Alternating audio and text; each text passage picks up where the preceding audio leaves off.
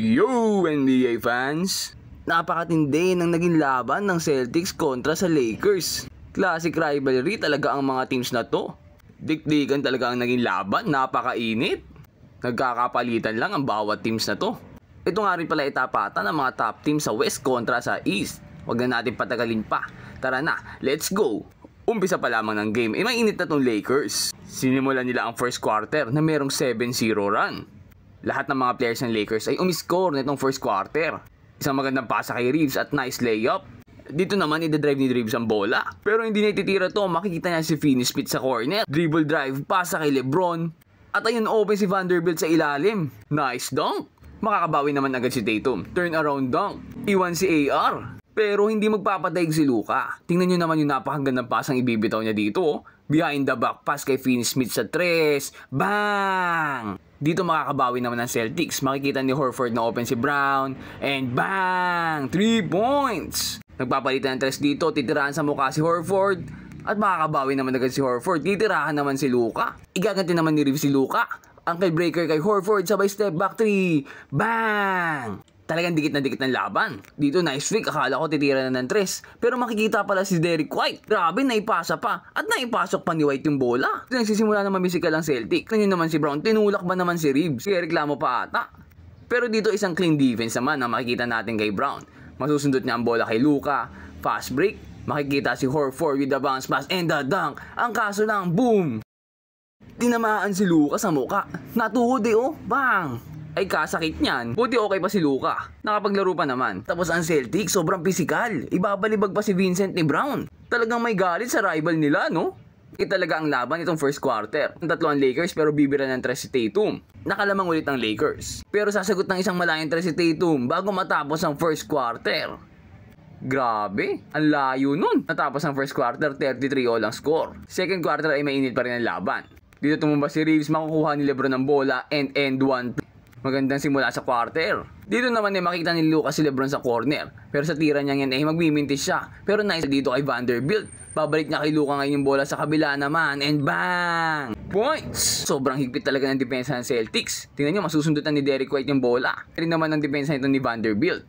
Nakalusot man ay hindi niya sinukuhan. Ilo pa ni Vincent. Nice defense from the Lakers. Samahan ng larong matanda ni Luka. Super slow-mo Euro. Grabe, veteran move. Parang matanda eh.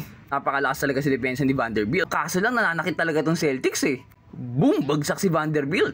Dito si madadatnan. Tatamaan na naman sa muka. Kawawa na yung muka nito. Kanina pa tinatamaan. Inggit ata sa muka ni Luka ang mga players ng Celtics eh. Kanina pa tinatarget. 5 seconds bago matapos ang second quarter. Isang magandang crossover kay Tatum and the dunk!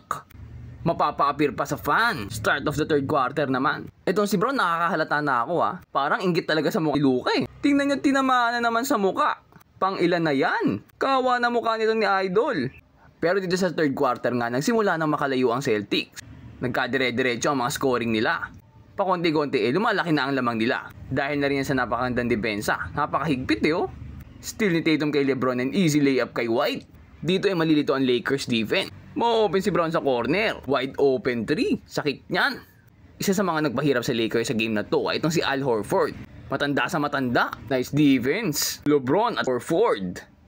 Hindi pa tapos ang run ng Celtics. Makita ni open si Holiday. Easy floater lang oh. Walang nakarecover. At dito pa makikita sa ilalim na may mismatch kay Horford. Wala, minama lang si AR. Tatum naman sa 3. Swak na swak. Lumobo na lamang ng Celtics. Malas pa tong Lakers. Tingnan nyo, wide open layup, mawawalan pa. Natapos ang third quarter, 20 kalamangan ng Boston. Grabe kasi kapisikal ang Celtics. Fourth quarter naman, si Lebron naman ang tatamaan. Naku! Napabow down ang King. Natamaan ba naman ng siko sa mukha si Lebron? Yung slow motion na yan, parang wala lang eh. Pero nadaplisan. Masakit yan ha. Mukha lang nag-flop pero tinamaan talaga. Daplis lang, aaray ka dyan. At parang nagalit si Lebron dito. Naghalimaw na. Hindi yan papayag na matatalo basta-basta. Kinakalabaw na yung mga players ng Celtics. Mismatch kay Pritchard. Kakatawanin na. Uy, akala niya makatawagan ng foul. Pero pasok pa din. At mukhang nabuhay na rin ng mga players ng Lakers. Dito may steal ni Reeves ang bola. Makikitang open si Luka sa gilid. Nice fake. Hindi na tumalon. Easy 3. Dito Reeves na naman. Pass from Lebron. Titiraan si Drew sa muka. Bang! Dito Lebron ulit. Bantay si Brown. Nice moves from the King. Nice footwork. Ang ganda. At lumiit na nga ang lamang ng Boston sa 7. Habol 16-2 run. Okay na sana eh. Humahabol na, ang ganda ng laban. Kaso lang biglang nagka-injury itong si LeBron. Tingnan nyo, napakapit siya sa groin area niya. Dahil nga dyan ay hindi na siya makakabalik sa laro. Ganda pa naman ng momentum ng Lakers. Hindi naman sasayangin ni Luka yan. Tuluyan silang hahabol sa pangunguna ni Luka Doncic. Nice turnaround jumper. Binawian na si Brown. Dito makikita ni Luka na open si Dalton. The rookie for 3. Bang! Inawasan pa ang Celtics with the celebration. 5 minutes left, 6 ang kalamangan ng Celtics. Ang kaso lang ay magla-lockdown na si Luka dito ni Horford. Pinabantayan ng matanda. Pero mabagal din si Luka eh.